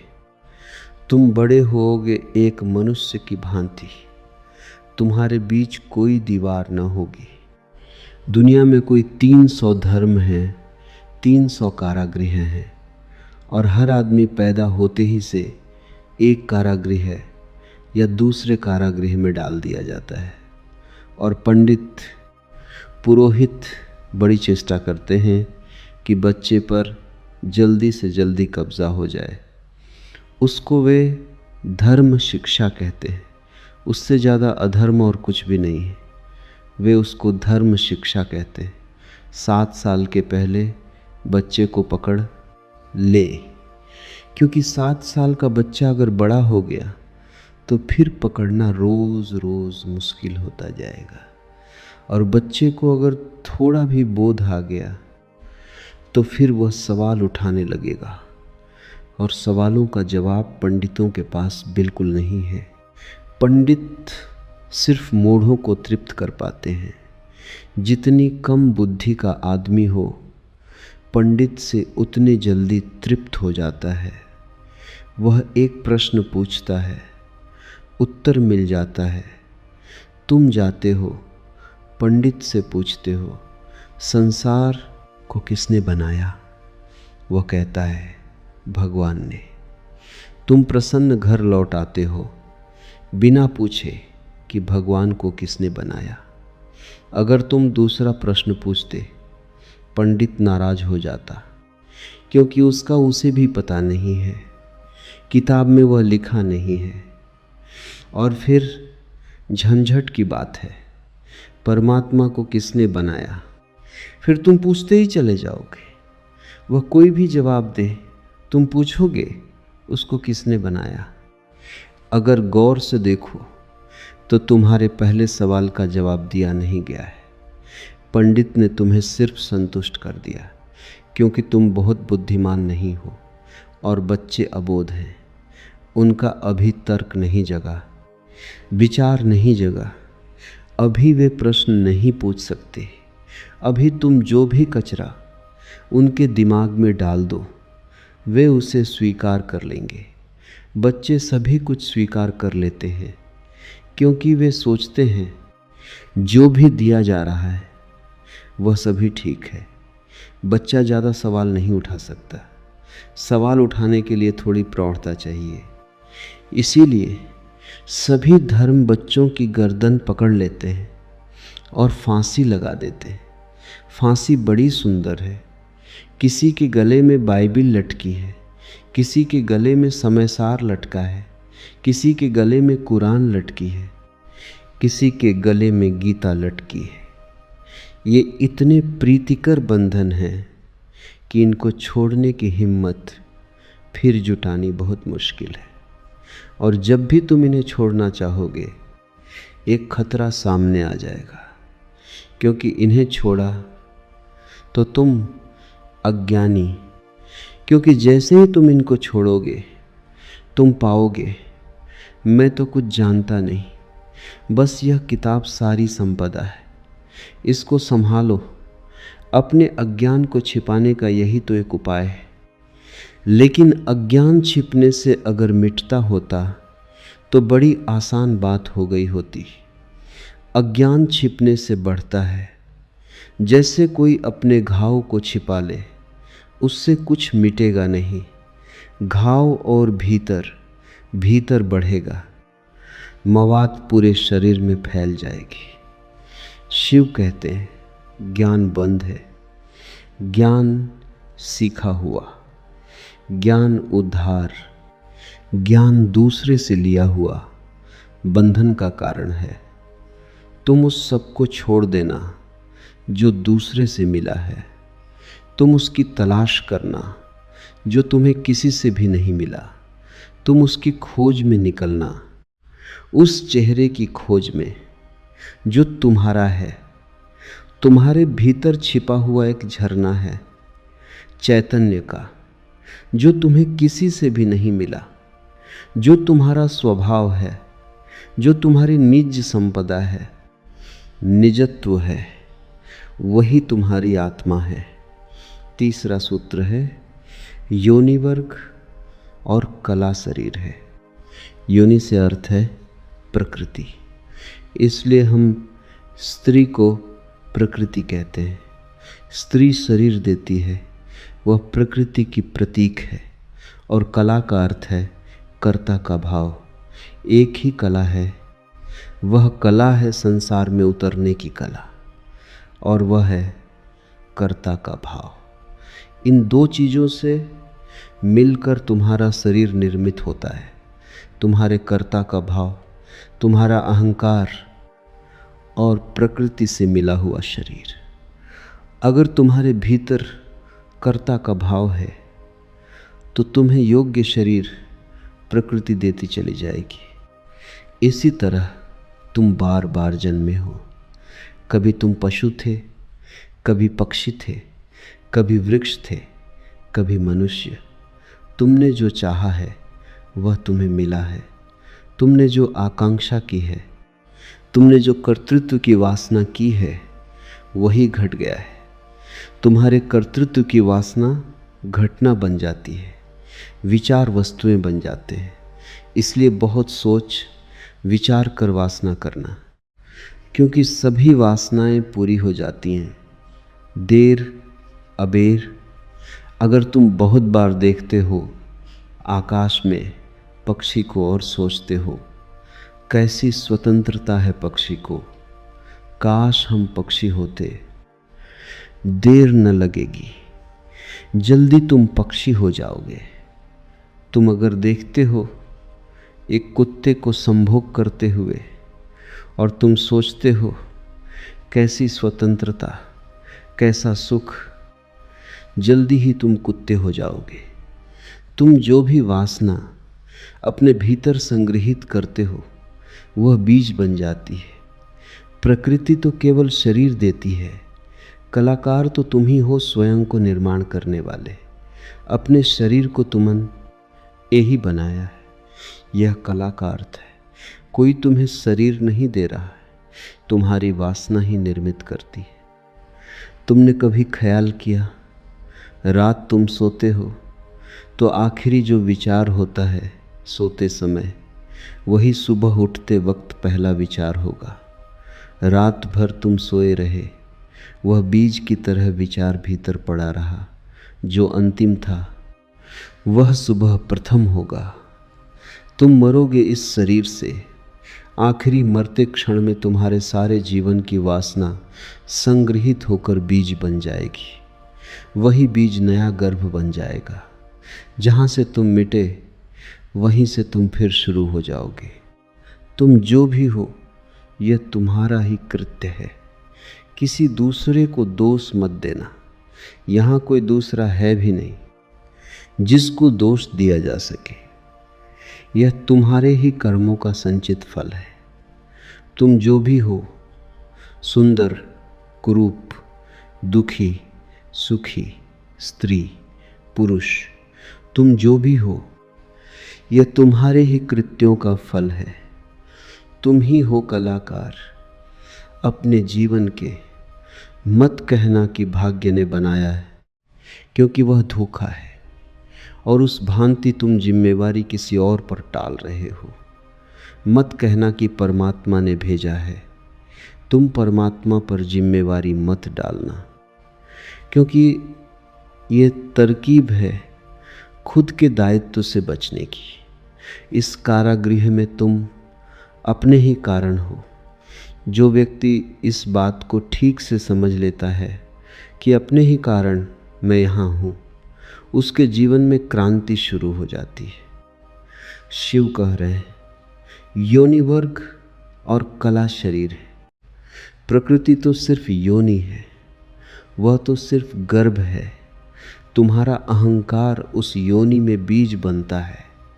तुम्हारे कर्तृत्व का भाव कि मैं यह करूं, मैं यह पाऊं, मैं ये हो जाऊं, उसमें बीज बनता है। और जहाँ भी तुम्हारे कर्तृत्व की कला और प्रकृति की योनि का मिलन होता है, शरीर निर्मित हो जाता है। इसलिए बुद्ध पुरुष कहते हैं, सभी वासनाओं को छोड़ दो, तभी तुम मुक्त हो सकोगे। तुमने अगर स्वर्ग की वासना की तो तुम देवता हो जाओगे, लेकिन वह भी मुक्ति न होगी। क्या? उनकी वासनाओं से कभी भी अशरीर की स्थिति पैदा नहीं होती। सभी वासनाओं से शरीर निर्मित होते हैं। जब तक तुम निर्वासना को उपलब्ध नहीं हो, जब तक तृष्णा तुमने पूरी ही नहीं छोड़ दी है, तब तक तुम नए शरीरों में भटकते रहोगे। और शरीर के ढंग अलग हो।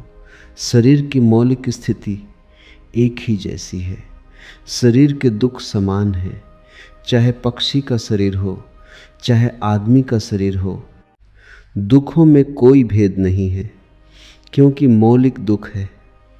आत्मा का शरीर में बंध जाना मौलिक दुख है। कारागृह में प्रविष्ट हो जाना। फिर कारागृह की दीवारें वर्तुलाकार हैं कि त्रिकोण है कि चौकोन है, उससे कोई हल नहीं होता, उससे कुछ फर्क नहीं पड़ता। तुम भला सोचते हो कि फर्क पड़ता है। एक मेरे मित्र हैं, ड्राइंग के शिक्षक हैं। उन्हें जेल हो गई, लौटे 3 साल बाद। तो मैंने उनसे पूछा, कैसे रहे दिन, कैसे कटे दिन? उन्होंने कहा, और तो सब ठीक था, लेकिन मेरी कोठरी के कोने 90 कोण के नहीं थे। वे ड्राइंग के शिक्षक हैं, उनकी बुद्धि, वे 90 कोण के नहीं थे कोठरी के कोने। उनकी असली तकलीफ 3 साल यही रही, क्योंकि उसी कोठरी में रहना और बार बार देखना वह कोना, वह 90 कोण का नहीं है। तो जो बात उन्होंने मुझसे कही वह यह कि और तो सब ठीक था, बाकी कुछ अड़चन न थी, लेकिन कोने ठीक 90 के नहीं थे। कोने 90 के हों कि 90 के न हों, इससे क्या बुनियादी फर्क पड़ेगा? कारागृह कारागृह है। पक्षी का शरीर की आदमी का बहुत फर्क नहीं पड़ता। बंद तुम हो गए वही दुख है, बंध गए तुम वही दुख है। वासना बांधती है, वासना है रज्जू जिससे हम बंधते हैं। और ध्यान रखना, तुम्हारे अतिरिक्त और कोई जिम्मेवार नहीं है। उद्यमो भैरव, चौथा सूत्र है। उद्यम ही भैरव है। उद्यम उस आध्यात्मिक प्रयास को कहते हैं जिससे तुम इस कारागृह के बाहर होने की चेष्टा करते हो, वही भैरव है। भैरव शब्द पारिभाषिक भ का अर्थ है भरण, रव का अर्थ है रवण, वौ का अर्थ है वमन, भरण का अर्थ है धारण, रवण का अर्थ है संहार और वमन का अर्थ है फैलाना। भैरव का अर्थ है ब्रह्म, जो धारण किए है, जो संभाले है, जिसमें हम पैदा होंगे और जिसमें हम मिटेंगे, जो विस्तार है और जो ही संकोच बनेगा, जो सृष्टि का उद्भव है और जिसमें प्रलय होगा। मूल अस्तित्व का नाम भैरव है। शिव कहते हैं उद्यम ही भैरव है। और जिस दिन भी तुमने आध्यात्मिक जीवन की चेष्टा शुरू की, तुम भैरव होने लगे, तुम परमात्मा के साथ एक होने लगे। तुम्हारी चेष्टा की पहली किरण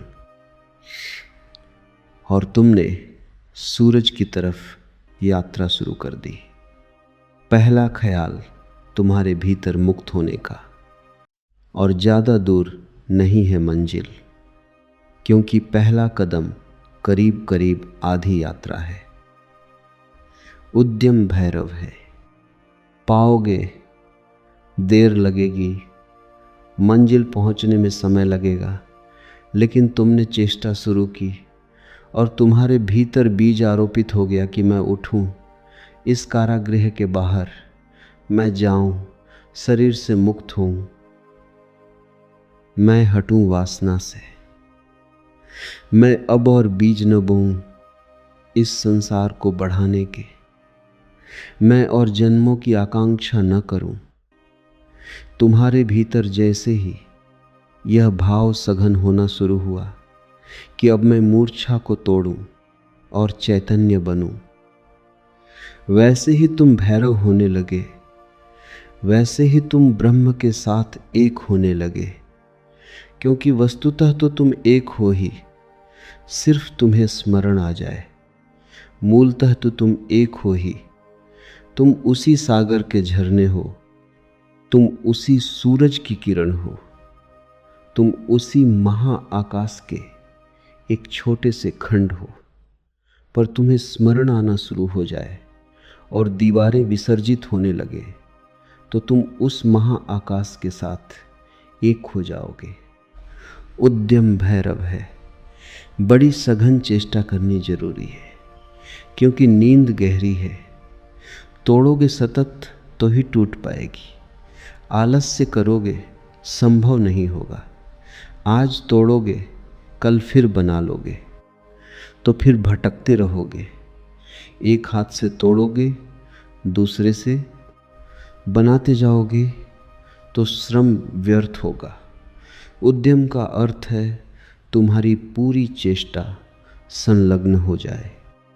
लोग मेरे पास आते हैं, वे कहते हैं हम करते हैं, लेकिन कुछ हो नहीं रहा। अब मैं उनकी शक्ल देखता हूँ, वे करते हैं ही नहीं, या ऐसा मरे मरे करते हैं जैसे मक्खियाँ उड़ा रहे हों। उनके करने में कोई प्राण नहीं है, इसलिए नहीं होता। लेकिन वे आते ऐसे हैं जैसे कि वे परमात्मा पर कोई बड़ी कृपा कर रहे हैं कि करते हैं और नहीं हो रहा, तो शिकायत लेकर आए हैं कि कहीं कुछ गड़बड़ हो रही है, कहीं कोई अन्याय हो रहा है, कि दूसरों को हो रहा है, हमें नहीं हो रहा है। इस जगत में अन्याय होता ही नहीं। इस जगत में जो भी होता है न्याय है, क्योंकि यहाँ कोई आदमी नहीं बैठा है अन्याय करने को। जगत में तो नियम है, उन्हीं नियमों का नाम धर्म है।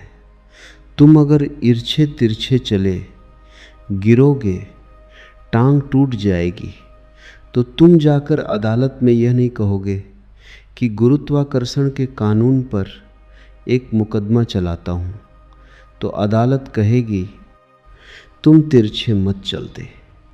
गुरुत्वाकर्षण तुम्हें गिराने में उत्सुक नहीं है, न तुम्हें संभालने में उत्सुक है। तुम जब सीधे सीधे चलते हो वही तुम्हें संभालता है, जब तुम तिरछे चलते हो वही तुम्हें गिराता है। न गिराने की उसकी कोई आकांक्षा है, न संभालने की। तटस्थ है जगत का नियम, उस तटस्थ नियम का नाम धर्म है। उसको हिंदुओं ने झत कहा है। वह परम नियम है। वह तुम्हारी तरफ पक्षपात नहीं करता कि किसी को गिरा दे, किसी को उठा दे। तुम जैसे ही ठीक चलने लगते हो वह तुम्हें संभालता है। तुम गिरना चाहते हो, वह तुम्हें गिराता है। वह हर हालत में उपलब्ध है। तुम जैसा भी उसका उपयोग करना चाहते हो वह तुम्हें खुला है, उसके द्वार बंद नहीं है। तुम सिर ठोंकना चाहते हो दरवाजे से, सिर ठोंक लो। तुम दरवाज़ा खोलकर भीतर जाना चाहते हो, भीतर चले जाओ। वह तटस्थ है, उद्यम भैरव है। महान श्रम चाहिए। उद्यम का अर्थ है प्रगाढ़ श्रम। तुम्हारी समग्रता लग जाए श्रम में, उसका नाम उद्यम है, और तब देर न लगेगी तुम्हारे भैरव हो जाने में। शक्ति चक्र के संधान से विश्व का संहार हो जाता है। 5वां सूत्र है, और अगर तुमने ठीक उद्यम किया, अगर तुमने अपनी संपूर्ण ऊर्जा को संलग्न कर दिया चेष्टा में, सत्य की खोज, परमात्मा की खोज या आत्मा की खोज में, तो तुम्हारे भीतर जो शक्ति का चक्र है वह पूर्ण हो जाता है। अभी तुम्हारे भीतर शक्ति का चक्र पूर्ण नहीं है, कटा बंटा है। वैज्ञानिक कहते हैं कि बुद्धिमान आदमी भी अपनी 15% से ज़्यादा प्रतिभा का उपयोग नहीं करता। 85% प्रतिभा ऐसे ही सड़ जाती है। यह तो बुद्धिमान आदमी की बात है। बुद्धू का क्या हिसाब, वो तो शायद करता ही नहीं।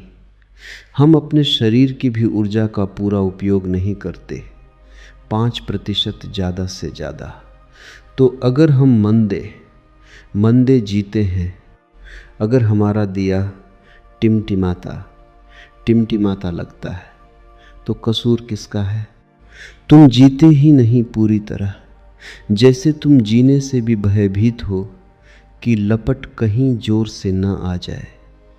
तुम डरे हो, तुम कंपते जीते हो, तो फिर शक्ति का जो चक्र है तुम्हारे भीतर वह पूरा नहीं हो पाता।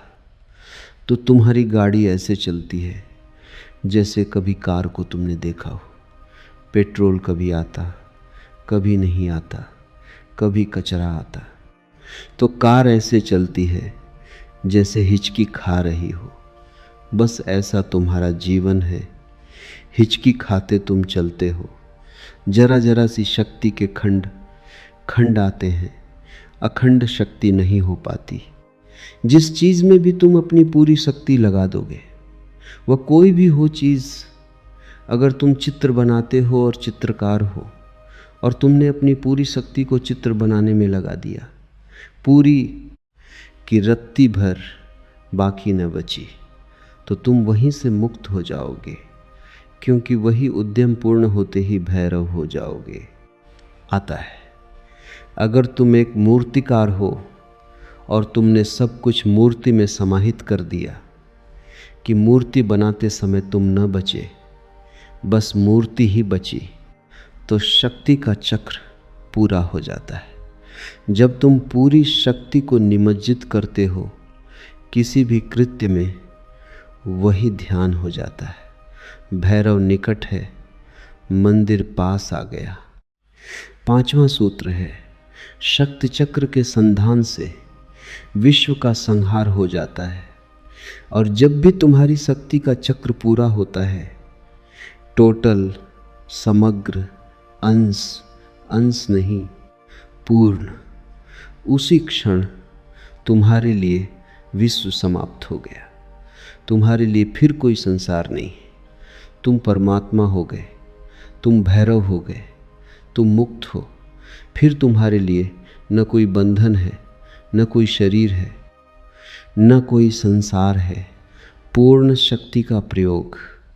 स्मरण रखना, इस समाधि साधना शिविर में अगर तुमने पूरी शक्ति को लगाया, ऐसे ही ऊपर नहीं ध्यान किए, पूरी शक्ति लगा दी, तो तुम अनुभव करोगे कि जिस क्षण शक्ति पूरी लग जाएगी, उसी क्षण, फिर क्षण भर की देर नहीं लगती, अचानक संसार खो जाता है, परमात्मा सामने आ जाता है। तुम्हारी शक्ति का पूरा लग जाना ही तुम्हारे जीवन की क्रांति हो जाती है।